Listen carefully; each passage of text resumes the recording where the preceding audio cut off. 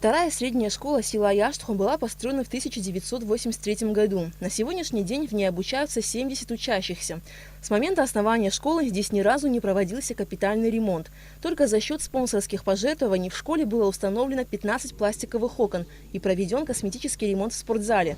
Но, пожалуй, один из самых неприятных фактов для учащихся и учителей школы – это протечка кровли здания. Крыша была в ужасном состоянии. Вот за это мы вынуждены закрыли некоторые кабинеты, сделали классы. Здесь некоторые кабинеты биология, анатомия, физика кабинеты были, абхазский кабинет был, кабинет информатики. Сейчас они действуют как классы, не как кабинеты. Дети в классах занимаются, потому что ужасное положение было. Капало, можно сказать, что было уже аквариум.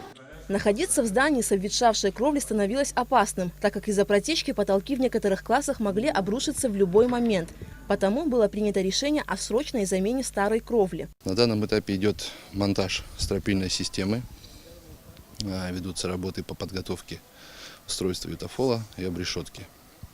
В дальнейшем она будет зашита профнастилом и будет иметь красивый, приятный вид, что позволит в школе работать дальше, детям сидеть на занятиях, не боясь, что их будет топить сверху. Средства на ремонт крыши выделены из республиканского бюджета. Сметная стоимость работ 3 миллиона 700 тысяч рублей. Если погодные условия позволят, то работы по замене кровли школы будут завершены к концу февраля. Пожалуй, самым приятным событием для всех жителей верхней части села Яштху является прокладка водопровода. В селе никогда не было водопровода, и сельчане вынуждены были набирать питьевую воду с колодцев или же покупать. Сколько живем, воды не было. Вот уже больше 100 лет наши предки живут, не было воды. Мы раньше вот бачками брали вот с города, где-то родник, оттуда привозили это, баки, есть емкость, есть, заливали. Вот так было у нас. Мы воду с родника брали. Меня, например, трудно было ходить, таскать воду, но по соседству попросил, и они достали.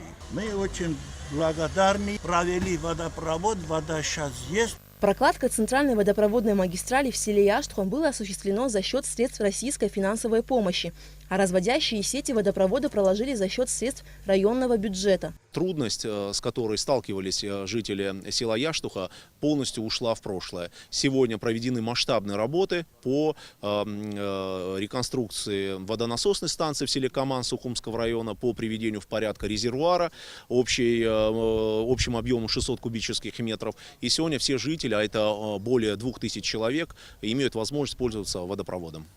Также в селе Яштху в 2017 году были установлены новые электрические столбы и трансформаторы, что позволило усилить напряжение в сети.